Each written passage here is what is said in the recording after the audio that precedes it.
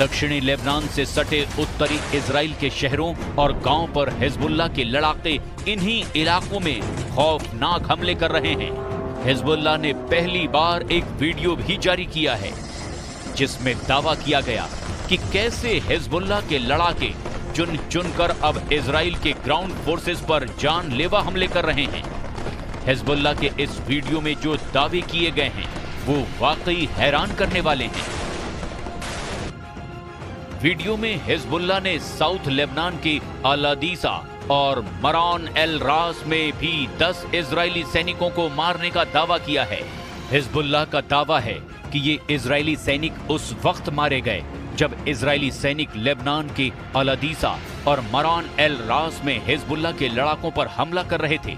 Hezbollah ने दावा यह भी किया कि उसने आईडीएफ पर हमला करके इजराइल के 76 सैनिकों को घायल कर दिया है, जिसकी वजह से इजराइल जमीनी हमले रोकने के लिए मजबूर हुआ है। खबर ये भी है कि लेबनान के अल-अदीसा में हिजबुल्लाह ने इजराइल पर 2 सरफेस टू सरफेस मिसाइलें दागी है, जिसे इजराइल के एयर डिफेंस ने तबाह कर दिया है।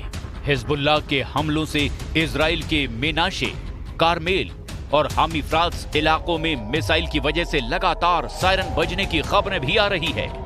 יש לשלוח תנחומים מעומק ליבי למשפחות גיבורינו שנפלו היום בלבנון. השם ייקום דמם, יהי זכרם ברוך. אנחנו בעיצומה של מלחמה קשה נגד ציר הרשע של איראן שמבקש להשמיד אותנו. זה לא יקרה, כי נעמוד יחד ובעזרת השם ננצח יחד. נחזיר את חטופינו בדרום, נחזיר את תושבינו בצפון, נבטיח את נצח ישראל.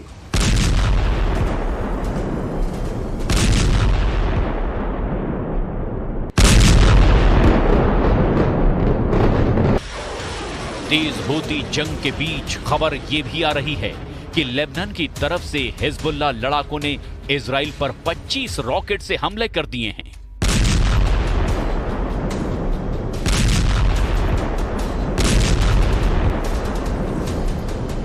टाइम्स ऑफ इजराइल के मुताबिक इजराइल के गैलीली में सायरन की आवाजें सुनाई दे रही है।